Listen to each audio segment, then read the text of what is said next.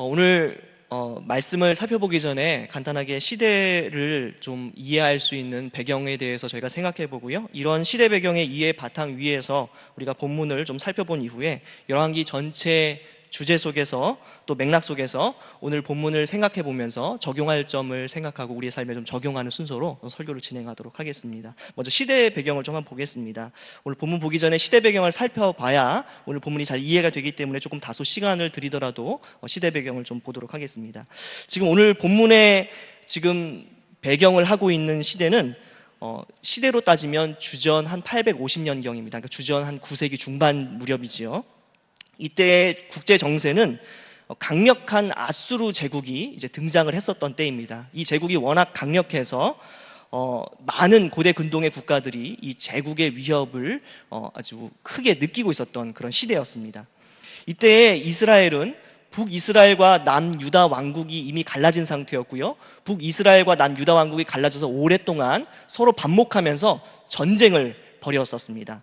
그리고 특별히 이 북이스라엘 같은 경우에는요, 많은 이제 쿠데타로 인해서 북이스라엘이 굉장히 국력이 쇠진해졌을 때 이 북방에 있었던 아수르가 굉장히 힘을 강성하게 가지게 되었습니다. 이렇게 북이스라엘과 남유다가 반목하고 또 북이스라엘 내부에서도 잦은 쿠데타로 인해서 이제 국력이 쇠해지니까 그 원래 이제 이스라엘에 복속해 있었던 많은 나라들이 독립해서 반역을 해서 이 북이스라엘과 남유다를 괴롭히기 시작합니다. 그 대표적인 나라가 아람, 모압, 에돔 이런 나라들입니다.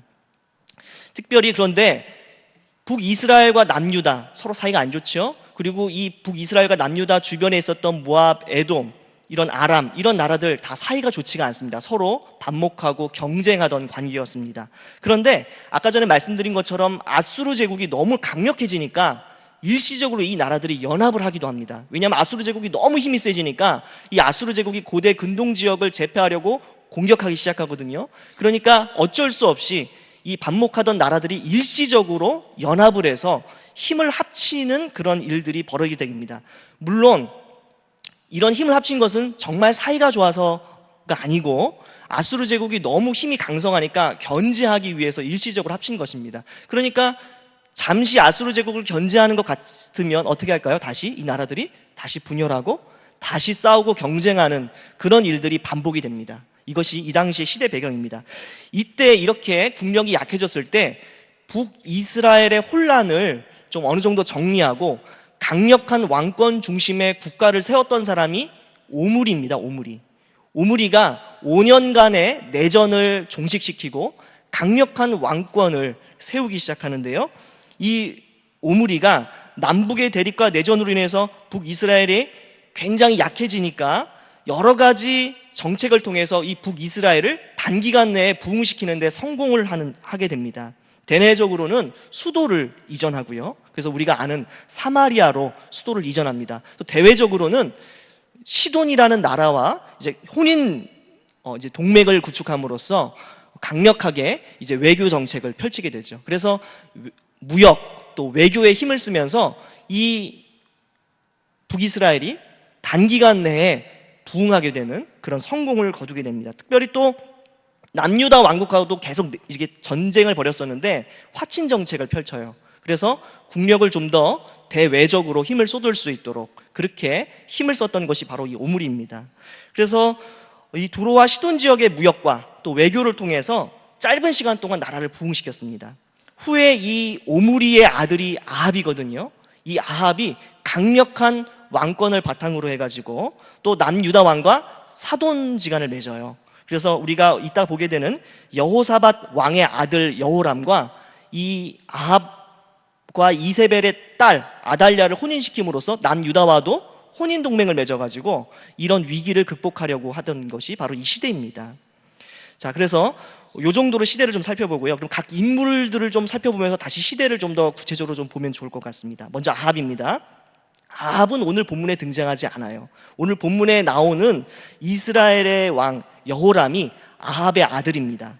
먼저 이 아합은요, 북이스라엘 오므리 왕조, 아까 말씀드렸던 오므리의 두 번째 왕입니다. 오므리 왕조의 두 번째 왕입니다. 22년간 통치했는데 아주 강력한 왕권을 행사했습니다. 북쪽의 강력한 아수르에 대항해서 이스라엘 주변국들을 연합해요, 이 아합 왕이. 그래서 아수르가 고대 근동 지역으로 침공하는데 이 아합 왕이 리더가 돼가지고, 북이스라엘이 리더가 돼가지고 카르카르라는 곳에서 아수르를 저지했습니다. 이것이 아합 왕의 아주 놀라운 업적 중에 하나죠. 성경에는 기록이 되어 있지 않습니다. 그래서 이 카르카르 전투에서 아수르의 살마네스 3세를 패배시켜요. 그래서 잠시 동안 아수르가 이 남쪽으로 진격하는 것을 잠시 동안 저지합니다. 근데 이 아합 왕이 어떻게 되죠? 이후에 길르앗 라못이라는 곳에서 아람과 전투하다가 전사합니다. 그러니까 아수르를 저지하고 나니까 다시 연합했던 아람이 어떻게 해요? 북이스라엘이 다시 반목하는 거예요. 그 사이에 이 아합이 전사하게 됩니다. 그리고 이 아합이 그 유명한, 잘 아시는 대로 엘리야와 대립하게 되죠. 우상숭배 문제로 대립하게 됩니다. 그 아합의 아들이 여호람입니다. 원래 이 아합을 뒤이어서 아하시아, 형이었던 이 여호람 왕의 형이었던 아하시아가 왕이 돼요. 그런데 이 아하시아가 얼마 안 있다가 죽습니다. 그러자 이 동생이었던 여호람이 왕이 됩니다. 이 여호람은요, 바알의 주상을 없애고 나름대로 악행을 멀리하고자 노력은 하긴 했습니다. 그러나 여호와 보시기에 온전하지 못했다고 오늘 본문에서 기록하고 있는 것을 이따 볼 것입니다. 즉 전체적으로는 불신앙에 있었어요. 그런데 부분적으로 다소 신앙적이기도 했던 인물이 바로 이 여호람 왕입니다.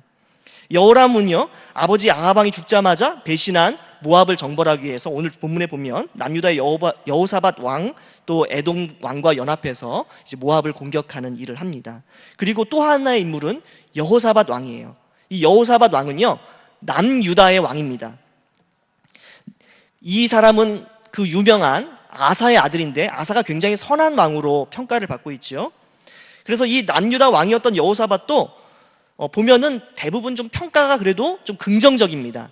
그런데 다소 불신앙적인 일을 하기도 합니다. 그 대표적인 것이 무엇이냐면 불신앙적이었던 그 북이스라엘의 아합 왕과 혼인을 맺어요. 또 화친 정책을 펼쳐요. 이런 것들이 나중에 후에 문제가 됩니다. 나중에 이 왕이 자신의 맏아들이었던 여호람을 아합의 딸이었던 아달랴와 결혼을 시킵니다. 근데 나중에 이 아달랴가 어떻게 하죠? 유다 가문의 씨를 싹 다 말려버립니다. 나중에 그것을 보게 됩니다. 열왕기에 등장합니다.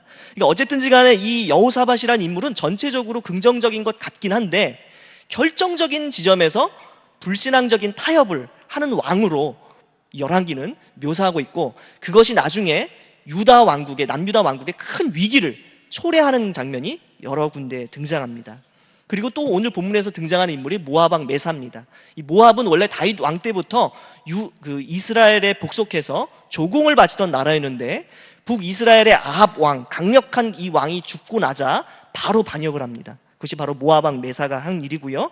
그리고 에돔 왕이 나오는데요, 이 에돔은 당시에 남유다의 속국이었습니다. 성경을 살펴보면 열왕기상 22장 47절에 보면은 에돔에는 당시 왕이 없었습니다. 대신 누가 있었냐면 섭정왕이 있었어요. 그러니까 에돔은 아직까지 힘이, 왕권이 강하지 못하니까, 나라가 안정되지 못하고 섭정왕이 다스리니까 반역하진 못하고 남유다의 속국으로 있었습니다. 그래서 나중에 북이스라엘과 남유다가 연합해서 모압을 칠 때 에돔이 따라가게 된 겁니다. 그리고 오늘 엘리사라고 하는 인물이 등장하죠. 엘리사는 완전히 신앙적인 인물로 보여지고요, 그 이름의 뜻은 여호와는 구원이시다라는 이름의 뜻이고, 이름처럼 나중에 보시면 북이스라엘을 위기 때마다 건져내는 그런 위대한 선지자로, 또 엘리야의 그런 신앙을 계승한 인물로 그려지고 있습니다. 자, 오늘 이런 배경 이해 속에서 오늘 본문을 좀 한번 하나씩 좀 살펴보겠습니다. 이런 배경을 보면서 오늘 본문을 봐야 잘 이해가 되기 때문에 길게 좀 배경을 설명해 드렸습니다. 먼저 여호람의 이스라엘 통치에 대해서 1절부터 3절까지 묘사를 하고 있습니다. 그래서 1절에 보면은요, 유다 왕과 이스라엘 왕의 그 연대를, 통치 연대를 대조해서 이야기하고 있고요, 통치 기간에 대해서 1절의 하반절에 그렇게 기록하고 있습니다. 그리고 나서 이제 중요한 것이 2절과 3절인데요, 여호람 왕, 북이스라엘 여호람 왕에 대해서 신학적으로 평가를 합니다. 2절을 보니까 한마디로 말하면 그 부모였던 아합과 아사랴만큼 아주 악하지는 않았다, 조금은 나았다라는 평가가 나옵니다. 그리고 3절에 나오면 그러나 전체적으로 보면 어떻습니까? 그 악한 왕 여로보암의 그 죄악을 반복하는 그런 모습을 보이고 있다, 이렇게 평가합니다. 그러니까 어떻습니까? 다소 신앙적이려고 노력한 부분이 있긴 하지만 전체적으로는 불신앙적이었다, 이게 결론입니다. 이게 여호람 왕에 대한 결론이에요. 그런데 이 여호람 왕 치세 때 이스라엘이 동맹을 맺어가지고 모압을 원정하게 되는 일이 있었다라고 하는 것이 그 다음 구절들부터 나옵니다. 사건의 발단은 모압이 반란을 일으킨 것입니다. 그것이 4절과 5절에 기록되어 있는데, 모압 왕 메사가 원래 그 이스라엘에게 조공을 바치던 사람이었는데 아합이 죽은 후에 모압 왕이 이스라엘 왕을 배반했다라고 5절에서 기록하고 있습니다. 이때 여호람이 어떻게 대처합니까? 한마디로 전쟁을 준비하는 거죠. 정복하는 것을 이제 계획하는 것입니다. 그래서 먼저 6절에 보면 여호람 왕이 북이스라엘 전체를 시찰하는 것을 이제 보게 됩니다. 다시 말하면 전쟁을 준비하기 위해서 나라를 한번 정비하는 거죠. 살펴보고 이제 준비하기 위해서 이제 전체 그 나라를 한번 돌아보는 일을 6절에서 합니다. 그리고 나서 이제 어떻게 하냐면 7절에 보면 남유다의 여호사밧 왕에게 동맹군을 요청합니다. 함께 치러 가자는 거죠. 그것이 7절에 기록이 되어 있습니다. 결국 이 남유다의 여호사밧 왕은 수락을 해요. 수락을 하고요.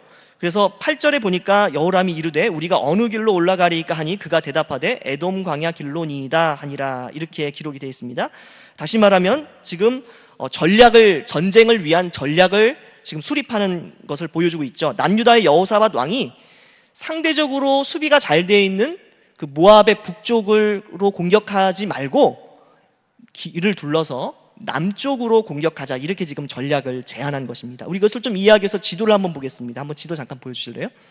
지도를 보시면 지금 북쪽에 그 초록색이 북이스라엘입니다. 그리고 그 가운데 하늘색 부분이 사해거든요. 그 사해를 중심으로 왼쪽이 남유다 왕국이에요. 그리고 그 사해를 중심으로 오른편에 그 가운데 있는 것이 바로 우리가 보게 될 그 모압입니다. 그리고 그 모압 아래 있는 나라가 에돔이에요. 자, 그래서 북이스라엘과 모압이 북쪽 그 가운데로 이렇게 해서 그 국경선을 지금 이렇게 형성하고 있는데, 보통 이스라엘이 공격하면 어디로 공격하겠습니까? 북에서 남으로 공격하겠죠. 그런데 그렇게 하면 방비를 다 해놨으니까 이 유다와 연합해서 에돔을 통과해서, 모압 아래쪽에 있는 에돔을 통과해서 모압을 남쪽으로부터 북쪽으로 공격하자는 겁니다. 왜요? 그때 당시에 에돔은 남유다 왕국의 속국이니까 이 에돔을 통과할 수 있으니까 그렇게 허를 찌르자는 것이죠. 그래서 이게 좋은 계획이잖아요. 그래서 이것을 좋은 계획이다 해서 이 여호람 왕이 수락을 하게 됩니다. 그것이 8절의 내용이에요. 이제 다시 화면 바꿔주시면 되겠습니다. 자, 계획은 참 좋았죠. 그런데 문제가 발생합니다. 9절에 보니까 어떤 문제가 생깁니까? 이스라엘 왕과 유다 왕과 에돔 왕이 가더니 길을 둘러간 지 7일에 군사와 따라가는 가축을 먹일 물이 없는지라. 에돔 광야를 통과해야 되는데 물이 없는 거예요. 굉장히 큰일이죠. 엄청나게 뜨거운 태양빛 아래 물이 없으니까 이 사람뿐만 아니라 가축까지, 이 말까지 지금 죽게 생긴 것입니다. 그러니까 지금 싸워보지도 못하고 이미 군대가, 동맹군이 패배하게 될 위기에 처한 것이죠. 이때에 이 문제를 어떻게 해결하느냐 한 것이 그 다음 구절에 등장하게 되는데요. 이스라엘 왕은요, 10절에 보니까 원망합니다. 이스라엘 왕이 이르되 슬프다, 여호와께서 이 세 왕을 불러 모아 모압의 손에 넘기려 하시는도다 하니. 그러니까 지금 절망하고 하나님이 우리에게 패배를 허락하셨다 이러면서 하나님에 대해서 불평하고 원망하는 그런 모습을 보입니다. 그러나 반면에 11절 보면 유다 왕 여호사밧은 그래도 좀 신앙적이어서 하나님의 뜻을 물을 수 있는 그런 선지자를 찾게 되고요. 결국에 나중에 이 세 왕, 그 이스라엘 왕과 유다 왕과 에돔 왕이 함께 선지자 엘리사를 찾아가서 하나님의 말씀을 듣는 그런 일들이 이제 일어나게 됩니다. 그래서 나중에 이제 보시면 엘리사가 도대체 이스라엘 왕에게 내가 당신과 무슨 상관입니까? 아니 그렇게 당신이 좋아하는 당신 부친의 그 아합의 그 선지자들, 우상 숭배하는 그 선지자들에게 가서 물으십시오. 제가 도대체 무슨 상관이 있습니까? 근데 다시 이제 아합왕이 이제 이 여호람이 좋은 말로 이렇게 달래니까 여호사밧을 봐서 제가 하나님 말씀 전하겠다 이렇게 말하는 장면이 나옵니다.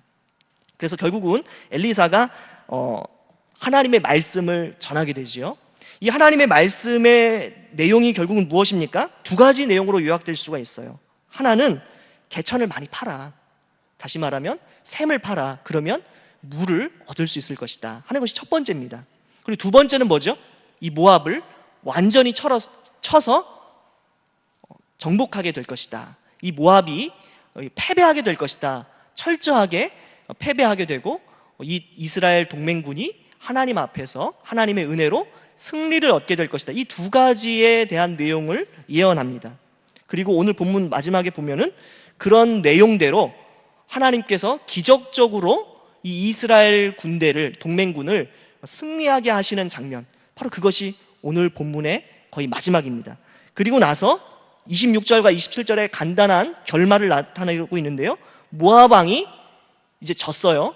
근데 전세가 이제 지극히 지니까 이 모압 왕이 두 가지 행동을 합니다. 먼저 첫 번째는요, 26절 보면 칼찬 군사 700명을 거느리고 돌파하여 지나서 에돔 왕에게로 가고자 하되 가지 못하고. 이게 무슨 말입니까? 지금 북이스라엘, 남유다, 에돔 이렇게 세 나라가 동맹군을 맺었어요. 근데 가장 약한 것이 에돔이거든요. 그러니까 포위되니까 이 모압 왕이 전세가 불리하니까 그래도 가장 약한 곳 에돔 군대를 돌파하려고 해요. 근데 실패합니다. 돌파하지 못해요. 그러니까 마지막으로 어떻게 하냐면 이 모압 왕이 27절 보니까 이에 자기 왕위를 이어 왕이 될 맏아들을 데려와 성 위에서 번제를 드린지라. 다시 말하면 인신제사를 우상에게 드렸다는 겁니다. 승리를 위해서. 그러니까 이스라엘에게 크게 경노함이 임함에 그들이 떠나 각기 고국으로 돌아갔더라. 그래서 이 인신제사를 드리는 모습을 보고 이 이스라엘 동맹군이 충격을 받아가지고 돌아갔다, 회군했다 하는 것이 오늘 본문의 마지막 내용이에요. 다시 말하면 크게 승리를 거뒀는데 모압 왕이 극렬하게 저항한 거죠. 그래서 심지어는 돌파하려고 하고 그게 안 되니까 그 맏아들을 인신제사까지 드리면서까지도 저항해서 결국은 이 이스라엘 동맹군이 회군하게 되었다 이렇게 말하고 있습니다. 물론 이 이스라엘에게 크게 경노함이 임했다 하는 이 27절에 대한 해석이 굉장히 어렵습니다. 학자들마다 여러 해석이 있는데 뭐 어떤 신학자들은 모압 왕이 자기 맏아들을 드린 게 아니고 에돔의 왕세자를 잡았는데 그 에돔 왕세자를 번제로 바친 것이다 이렇게 해석하는 학자들도 있고요. 또 어떤 사람들은 이스라엘이 모압의 인신제사 드리는 것을 보고 이들의 극렬한 저항에 크게 당황해요. 이렇게 아들까지 바치면서 저항하는 것을 보고 크게 당황해가지고 그래서 회군했다 이렇게 보는 학자들도 있고요. 또 마지막 세 번째 해석은요, 이 이스라엘이 그모스 신의 복수가 실제로 두려워가지고 이 우상이 복수할 것을 실제로 두려워한 나머지 불신앙 때문에, 두려움 때문에 회군했다 이렇게 해석하는 학자들 세 가지 있습니다. 근데 어떤 해석을 하더라도 결론은 뭐예요? 하나님이 도와주셨는데도 불구하고 이스라엘이 하나님을 온전히 신뢰하지 못해서 극렬한 저항에 눌려가지고 기가 눌려가지고 회군해버렸다. 그래서 완전한 승리를 거두지 못하고 반쪽짜리 승리밖에는 거두지 못했다 하는 것이 오늘 본문의 결론입니다. 자, 이런 본문들을 보면서 아까 전에 시대 배경과 좀 맞추어서 좀 보면 어떤 생각을 할 수 있는지 좀 보겠습니다. 여러분, 지금 제가 복잡하게 이런 국제정세도 말씀드리고 본문의 사건의 쭉 이렇게 내용들을 말씀드렸어요. 짧은 시간 동안. 근데 지금 이 시대가 어떤 시대 같아요? 한마디로 약육강식의 시대예요. 강력한 북쪽의 아시리아 제국이 형성되고요, 북이스라엘과 남유다 왕국이 서로 반목하면서 힘이 약해지고, 그래서 그 틈을 타서 많은 속국들이 배신하고, 또 북쪽의 아시리아 군대가 너무나 강력하니까 잠시 연합해서 대항했지만 또 잠시 아수르 군대를 저지하는 것 같으니까 또다시 서로 싸워서 아합이 죽고 그 이후에 다른 왕들이 생겨나고 그 왕들도 혼인동맹으로 막 이렇게 얽히고 설켜서 서로 싸우고 지지고 볶고하는 이런 장면을 보게 돼요. 한마디로 혼란한 시대예요. 힘이 가장 우선인 시대, 지금 이 시대를 지금 신앙인들이 살아가고 있다는 거예요. 죄송한 얘기인데 성경은요, 우리가 살아가는 그런 현실을요, 핑크빛으로 그리지 않습니다, 절대로. 제가 성경을 굉장히 좋아하는 이유 중에 하나가 뭐냐면, 성경은 있는 그대로의 잔인한 현실을 그대로 묘사해주고 있어요. 오늘 보시면 장밋빛이 어디 있어요? 배신과 모략과 술수만이 가득한 그런 모습을 볼 수가 있습니다. 결국은 힘이 우선인, 힘이 없으면 당하고 또 침략당할 수밖에 없는 그런 현실을 있는 그대로 묘사해 줍니다. 성경은 이렇게 믿음으로 사는 우리들의 삶을요, 미화하지 않아요. 믿음으로 살면 모든 것이 잘 된다, 모든 것이 탄탄대로다, 모든 것이 잘 풀린다, 그렇게 쉽게 말하지 않습니다. 오늘 본문은 약육강식의 시대를 살아가는 신앙인들의 현실, 있는 모습 그대로, 날 것 그대로를 그냥 다 보여줍니다. 근데 여러분, 이게 현실이잖아요. 죄송한데 여러분, 신앙으로 살아가면 삶이 그렇게 핑크빛인가요? 신방 가보면 성도님들이 눈물을 흘리시면서 하시는 얘기가 삶이 너무 어렵다는 이야기입니다. 희망을 찾아보기 어렵다는 거예요. 신앙이 있어도 결국은 힘의 논리 가운데 처절하게 무너지는 자신의 연약함을 고백하는 것이 신방 때 늘 듣는 이야기 중에 하나예요. 목회하는 저도 마찬가지입니다. 목회 현장이 그렇게 만만합니까? 교회 개척하면 성공합니까? 100개 교회 중에 1개 교회도 성공하기 쉽지 않아요. 죄송한 얘기지만 다 하시는 이야기 아닙니까? 신앙적으로 살면 그렇게 탄탄대로를 걷는다, 그렇게 쉽게 말할 수 없습니다. 그런데 이런 약육강식의 시대를 도대체 우리는 어떻게 살아야 하나? 이것이 실제적인 우리의 고민이죠. 그러면 결국은 힘의 논리를 따라서 살아야 하나? 신앙을 가져도 결국은 아무런 소용이 없고 우리는 그냥 힘의 논리에 굴복하는 그런 미약한 존재들에 불과한 것인가? 이것이 우리의 현실적인 고민이잖아요. 목회에도 신앙의 논리 필요 없고 결국은 경제적인 논리로, 경제적인 그런 논리 속에서 목회를 해야 되는 거 아닌가? 결국 신앙이 있다고 하지만 우리 자녀를 결국은 사교육시키고 열심히 좋은 대학 공부시켜서 보내는 것이, 좋은 스펙 따는 것이 결론 아닌가? 이게 우리의 고민이잖아요. 그런데 그게 다는 아닌 것 같은데, 그게 전부는 아닌 것 같은데 뭔가 편하지 않은 마음, 이것이 성도들이 경험하는 그런 갈등과 고민입니다. 그런데 오늘 본문을 통해서 보면은 세 가지 부류의 사람들을 지금 열왕기가 제시하고 있어요. 첫 번째 부류의 사람은요, 신앙의 논리를 전혀 생각하지 않고 지극히 현실적으로 대처하는 사람들입니다. 그 대표적인 사람이 누굽니까? 오므리의 아들 아합, 이런 사람들입니다. 그리고 에돔 왕, 힘이 없으니까 그냥 남유다에 끌려서 그냥 동맹군에 가담하는 거예요. 또 모압 왕 메사, 마찬가지죠. 북이스라엘이 힘이 좀 약해지니까 바로 반역하는 거예요. 이런 사람들, 지극히 현실적인 논리만으로 행동하고 움직입니다.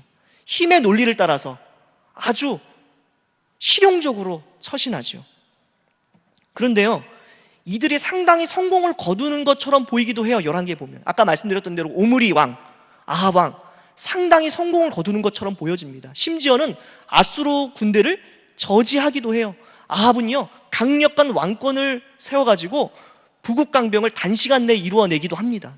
그런데 문제는 뭡니까?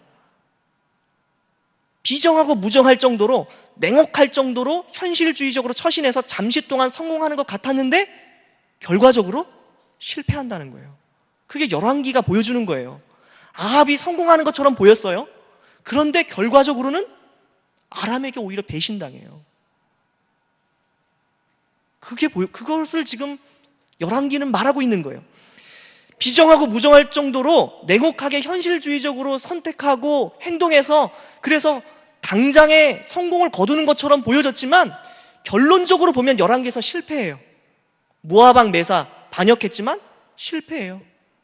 이것이 지금 열왕기가 보여주는 거예요. 그 다음에 두 번째 부류는요, 신앙도 불신앙도 아니고, 완전히 신앙적인 것도 아니고 완전히 불신앙적인 것도 아니고 애매한 태도를 취하는 거예요. 이 중간에 애매한 태도를 취하는 것도요, 크게 두 가지 모습으로 그려집니다. 전체적으로는 불신앙적인데 가끔씩 신앙적인 행동을 하는 사람. 대표적인 게 어떤 사람입니까?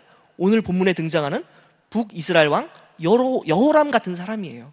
전체적으로는 현실주의적으로 행동하는데 그래도 그냥 하나님 아예 다 무시하고 살면 좀 캥기니까 간혹가다 신앙적인 것을 하는 거예요. 이게 여호람 왕이 하는 거예요. 반면에 전체적으로 신앙적으로 살아. 전체적으로는. 그런데 그렇게만 살면 너무 순진한 것 같으니까 또 현실과 타협해서 종종 불신앙적으로 현실에 순응하면서 살아가는 거예요. 이게 대표적으로 누구예요? 남유다의 여호사밧 왕 같은 거예요. 그래서 대표적으로 아버지 아사 왕의 선한 행적을 그대로 따르는 것처럼 하긴 하지만 결정적일 때 어떻게 해요? 아합 왕 딸 아달랴와 자기 아들을 결혼시키는 거예요. 북이스라엘 왕이 군대를 요청하니까 동맹군 보내는 거예요. 그런데 이 여호사밧 결국 실패하죠. 아합 왕이 아람과 길랏 라못에서 전투를 할 때 같이 싸웠던 인물이 남유다 왕 여호사밧이에요. 이때 같이 싸웠어요. 그런데 그때 졌어요. 아합이 그때 전사했어요. 적당하게 타협해서 현실적으로 순응해서 나름대로 순진하지 않게, 신앙은 있지만 순진하지 않게 처신하면 성공할 줄 알았는데 남유다 왕 여호사밧을 보면 계속해서 실패해요. 결정적일 때. 그리고 나서 그 아들, 그 손자 때 남유다 왕의 씨앗을 그 아달랴가 싹 다 말라버려요. 다 죽여버려요. 그리고 이 아달랴가 스스로 여왕이 돼요. 그래서 남유다가 급격하게 쇠락하는 아주 중요한 계기를 만드는 것이 바로 이 여호사밧입니다. 무슨 말입니까? 완전히 신앙도, 완전히 불신앙도 아니라 그냥 그렇게 하면 조금 뒤가 캥기니까 적당하게 중간에 애매한 위치를 취했던 모든 사람들, 11개에서 어떻게 돼요? 결과적으로 실패한다는 거예요. 잠깐은 잘 되는 것처럼 보이는데 결과적으로는 다 실패합니다. 그리고 오히려 그런 잔꾀를 내다가 오히려 그 잔꾀에 스스로 당하는 그런 모습이 열왕기 전체에서 그려지고 있어요. 마지막 세 번째는요, 철저하게 신앙의 논리를 따라서 행동하고 결정하고 살아가는 사람들입니다. 그 대표적인 인물들이 누굽니까? 엘리야, 엘리사, 이런 인물들이죠. 근데 결국 열왕기에서 말하고 있는 게 어떤 거예요? 결국은 잠깐은 고생하는 것 같아요. 당장에는 아무 효과가 없는 것 같아요. 엘리야 극심한 핍박을 받았습니다. 생명의 위협을 받았습니다. 심지어는 승리를 거두고도 아무런 변화가 없어서 절망에 빠지기도 했어요. 그렇죠. 엘리사 마찬가지입니다. 엘리사가 엘리야의 뒤를 이어서 선지자가 되었는데 그 선지 생도의 삶을 이후에 계속해서 열왕기가 묘사하고 있거든요. 선지자의 삶이 굉장히 비참했어요. 경제적으로 또 여러 가지 면에서 그 생활이 굉장히 궁핍했고 정말 거의 거지와 방불한 그런 삶을 살았습니다. 그리고 그 엘리사가 그렇게 노력을 하는데도 이 북이스라엘이 결국은 패망의 길로 가는 것을 막지 못해요. 그럼에도 불구하고 열왕기가 이 두 사람을, 이런 인물들을 어떻게 묘사합니까? 하나님의 사람으로 묘사하고, 그리고 이 사람들이 헌신했을 때 그나마 북이스라엘이, 그나마 남유다에 하나님의 승리가 주어지는 것을 보게 됩니다. 오늘 본문도 마찬가지죠. 동맹군이 그렇게 힘을 다했지만, 좋은 전략을 세웠지만 질 수밖에 없었는데 결국은 누가 이 군대에게 승리를 쥐어주게 됩니까? 엘리사예요. 엘리사. 이 열왕기는요, 이스라엘이 다 망하고 나서 기록된 책입니다. 이 사건이 벌어질 때 기록된 책이 아니고 이런 모든 사건들이 다 마무리되고 이스라엘이 다 망하고 난 뒤에 기록된 책이에요. 왜 기록했을까요? 왜 하나님의 나라였던 이스라엘, 하나님의 선택받은 백성들이 이렇게 실패하고 멸망할 수밖에 없었는가? 왜 우리는 멸망했는가? 그것을 기록한 책이에요. 그러면 열왕기는 지금 무엇을 말한다는 거예요? 결국은 신앙적이지 못해서 망했다는 거예요.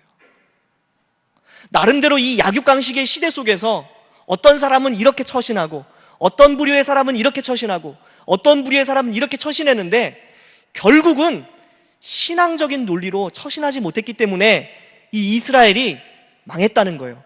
잠시 잠깐은 현실주의적으로, 잠시 잠깐은 중용해서 그래도 중간자적인 입장에서 행하는 것이 지혜로워 보였을지 모르지만, 잠시 성공하는 것처럼 보였을지 모르지만, 결과적으로는 그 모든 것은 실패할 수밖에 없다.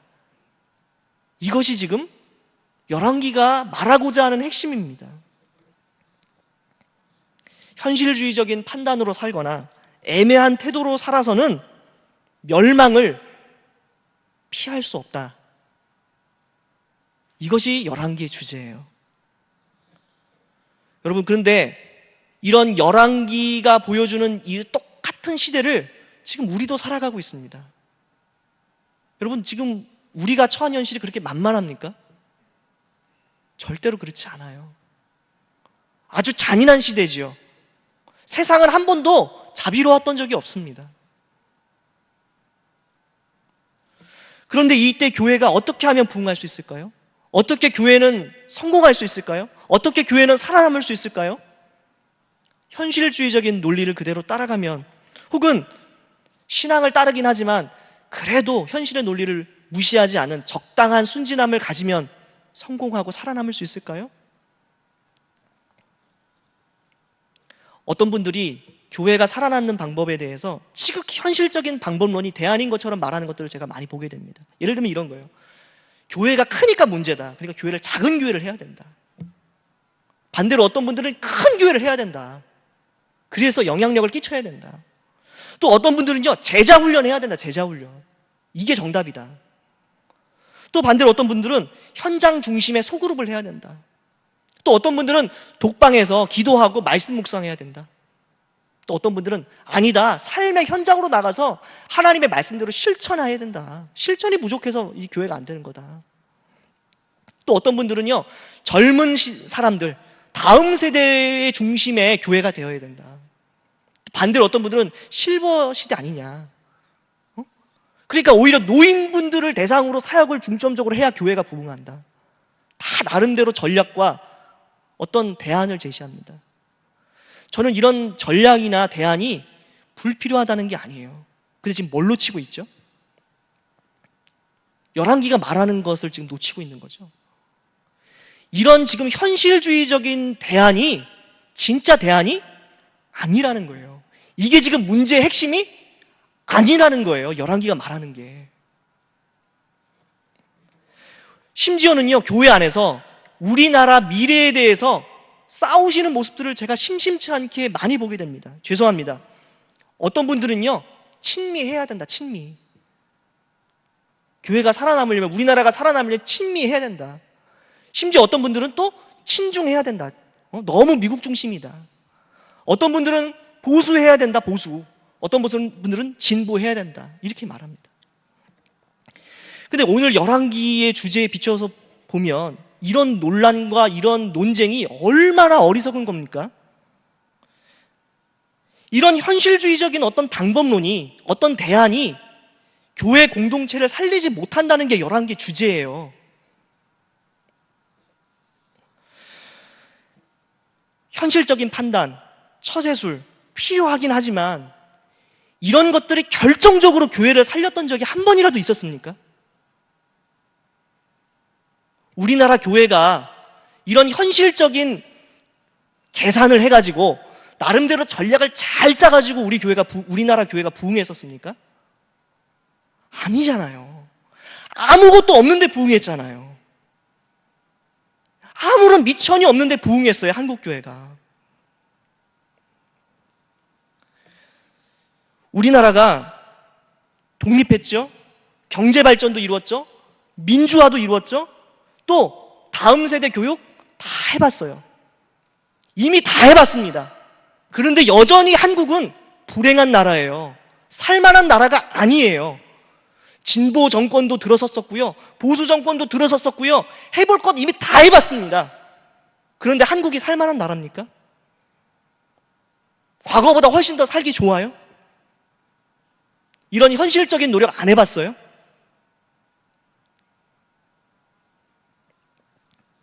죄송한데 진보, 보수, 뭐 친중, 친미 얘기하시는 분들 제가 한번 말하고 싶습니다. 예전에 우리나라 중국 의지했지만 일제 식민지 됐어요. 그리고 그렇게 의지하던 미국이 가스라 테프트 조약으로 일본한테 우리나라 팔아넘겨가지고 일제 식민지 된 거예요. 그런 미국을 의지할 만한 나라입니까? 그런 것들이 정말 우리나라를 살릴 수 있다고 생각하세요? 이 약육강식이 지배하는, 힘의 논리가 지배하는 현실 속에서? 택도 없죠. 그런데 또 그걸 반복하자고요. 그리고 그걸 가지고 교회 안에서 싸운다고요. 정말 어리석은 거예요. 열왕기는 말해요. 오직 여호와 하나님만이, 이 하나님이 우리의 왕이 되어주실 때만이, 이 왕 되신 하나님께서 우리에게 찾아오셔서 은혜를 주실 때만이 이스라엘 공동체는 희망이 있다는 거예요. 그리고 그것을 믿는 신앙인들, 하나님의 은혜가 아니고서는 우리는 도저히 살아날 방법이 없다는 것을 고백하고 믿고 행동하는 사람들만이 이 시대에 진정한 대안이라는 거예요. 이 신앙이 없으면 아무리 잘났어도, 아무리 현실주의적으로 처세해도, 아무리 실용주의적으로 잘 선택해도 결국은 멸망을 피할 수 없다. 이것이 열왕기의 주제예요. 하나님의 은혜가 우리를 살린다는 겁니다. 여러분, 우리가 얼마 전에 성찬했습니다. 성찬할 때 뭘 고백하는 겁니까? 주님의 살과 피가 내 생명의 양식이라는 거예요. 주님만이 나를 살리고, 주님만이 나를 먹여 살리고, 주님만이 나의 소망이 되시고, 주님만이 나를 구원하신다는 것을 고백하는 게 성찬이에요. 이것을 고백하는 사람들이 모여있는 공동체가 교회입니다.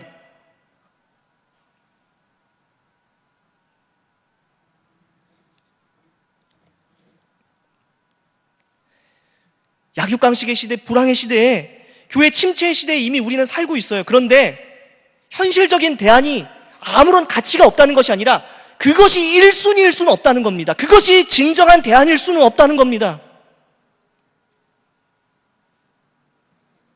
여러분, 엘리야의 이름이 무슨 뜻인가요? 여호와가 하나님이시다. 여호와 하나님만이 진정한 왕이시다. 여호와 하나님만이 진짜 우리의 신이시다. 그게 이름의 뜻이에요. 엘리사의 이름은 뜻은 무엇입니까? 여호와 하나님만이 우리를 구원하신다. 여호와 하나님만이 우리의 대안이다. 여호와 하나님만이 우리의 소망이다.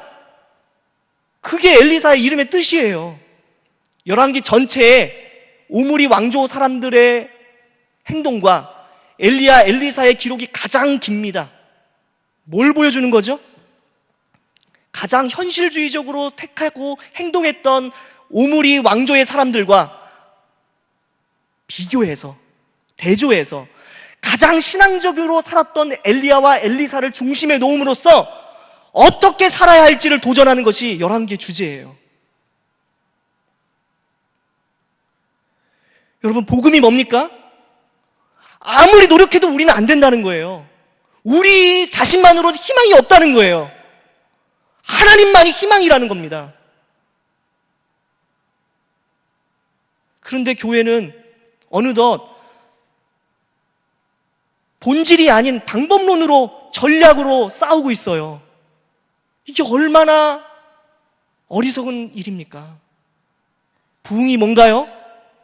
사람이 노력해서 무언가를 이루어내는 것인가요? 아니죠.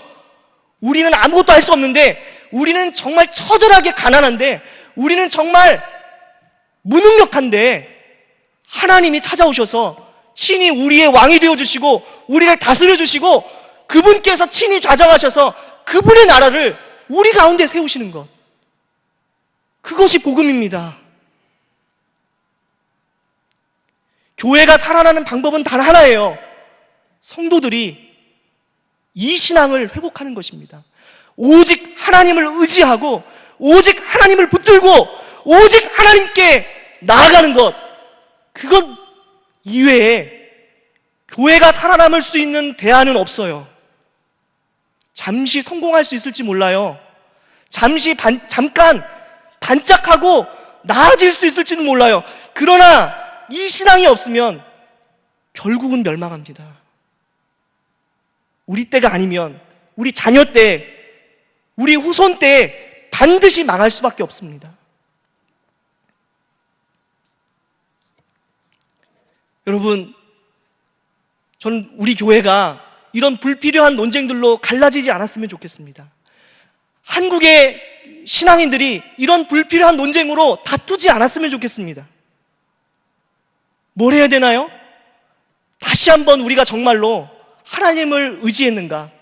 하나님 의지하지 않고 현실주의적인 어떤 그런 것들이 우리를 정말 살리는 것이라고 착각하면서 적당히 타협하든 아니면 완전히 불신앙적으로 행했든 그렇게 산 것은 아닌가? 우리를 점검하고 다시 한번 하나님 앞에 나아가는 그런 은혜가 있길 바랍니다. 오늘 예배 가운데 나오신 모든 성도님들, 저를 비롯해서 다시 한번 우리를 점검하고 다시 한번 하나님 앞에 오직 하나님만이 우리의 구원이시다, 오직 하나님만이 우리의 왕이시다, 이렇게 고백하면서 나아가는 그런 시간이 되었으면 좋겠습니다.